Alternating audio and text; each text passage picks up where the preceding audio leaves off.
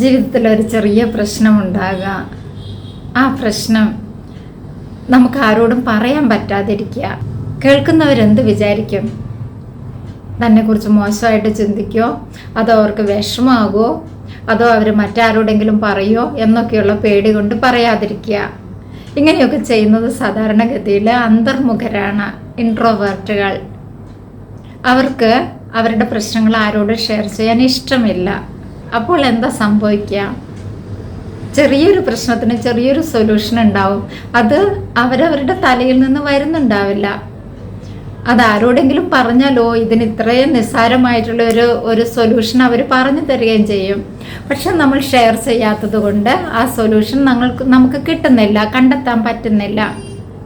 ഓരോ കൗൺസിലിംഗ് ക്ലിനിക്കുകളിലും എത്തുന്നവരിൽ ഏറ്റവും കൂടുതൽ ഇതേപോലെ അന്തർമുഖരാണ്, സംസാരിക്കാൻ ഇഷ്ടമില്ലാത്തവരാണ്. അതിൻ്റെ കാരണം അവരുടെ പ്രശ്നങ്ങൾ അവർ മൂടി വയ്ക്കുന്നു എന്നുള്ളത് കൊണ്ടാണ്.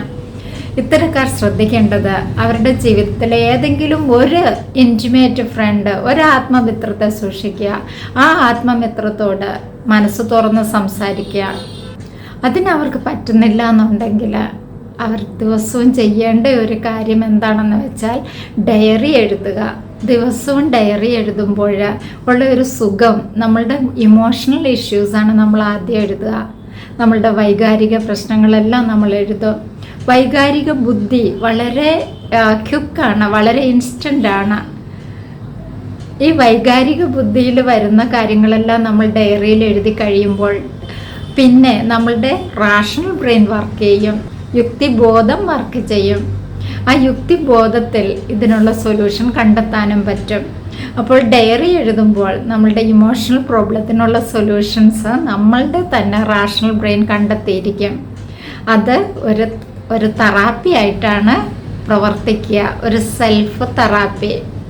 അതുകൊണ്ട് ഇൻട്രോവേർട്ടുകളായിട്ടുള്ളവർ അവരുടെ നിത്യജീവിതത്തിൽ അവർ ചുരുങ്ങിയ പക്ഷം അവർക്ക് ഇൻറ്റിമേറ്റ് ഫ്രണ്ട്സിനെ ഒന്നും സൂക്ഷിക്കാനോ അവരുടെ അടുത്ത് മനസ്സ് തുറക്കാനോ പറ്റുന്നില്ല എന്നുണ്ടെങ്കിൽ അവർ ചെയ്യേണ്ടത് ഡയറി എഴുതലാണ്. ഡയറി എഴുതുമ്പോൾ അവർക്ക് കുറച്ചൊക്കെ ബാലൻസ് ഓഫ് മൈൻഡ് സൂക്ഷിക്കാൻ പറ്റും. അതിനും അവർക്ക് പറ്റുന്നില്ല എന്നുണ്ടെങ്കിൽ അടുത്ത ഒരു സൊല്യൂഷൻ എന്ന് പറഞ്ഞാൽ ഏറ്റവും നല്ലൊരു കൗൺസിലിംഗ് സൈക്കോളജിസ്റ്റിനായിട്ട് നിങ്ങൾ ബന്ധപ്പെടുക, സഹായം തേടുക എന്നുള്ളതാണ്. Thank you.